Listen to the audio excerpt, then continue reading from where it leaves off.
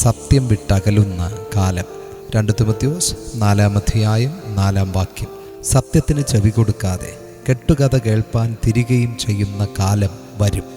ആരോഗ്യകരമായ ഉപദേശം കേൾപ്പാൻ ആഗ്രഹമില്ലാതെ കാതിൽ കേൾക്കുവാൻ കൊതിക്കുന്നതനുസരിച്ച് തങ്ങൾക്ക് അനവധി ഗുരുക്കന്മാരെ വർദ്ധിപ്പിക്കുന്ന ഒരു കാലം ആത്മീയ ലോകത്തിൽ വരുമെന്ന് കാലങ്ങൾക്ക് മുൻപേ പൗലോസ് അപ്പോസ്തലൻ പറഞ്ഞിരിക്കുന്നു.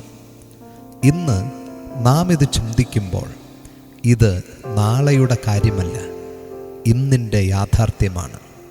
ആരോഗ്യകരമായ ഉപദേശം എന്നത് സത്യവചനത്തെക്കുറിച്ച് പറഞ്ഞിരിക്കുന്നു. എന്നാൽ പാപത്തെ അകറ്റുന്ന വചനവും ജീവിതം മാറ്റാൻ കഴിയുന്ന വചനവും പലർക്കും ഇഷ്ടമല്ല. മനസമാധാനം തരുന്ന വാക്കുകൾ, കുറ്റബോധമുണ്ടാക്കാത്ത പ്രസംഗങ്ങൾ, മാറ്റം ആവശ്യപ്പെടാത്ത സന്ദേശങ്ങൾ, ഇതൊക്കെയാണ് കാത് കൊതിക്കുന്ന ഉപദേശമെന്ന് പറഞ്ഞിരിക്കുന്നത്.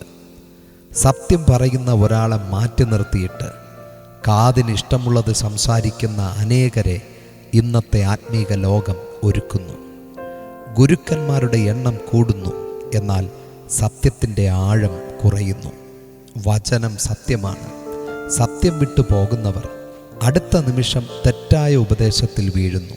പ്രിയമുള്ളവരെ, നാടെങ്ങും സുവിശേഷ യോഗ മാമാങ്കങ്ങൾ നടക്കുമ്പോൾ ജനഹൃദയങ്ങളെ സ്പർശിക്കുന്ന കാര്യങ്ങൾ പലരും മറച്ചുവെക്കുന്നു.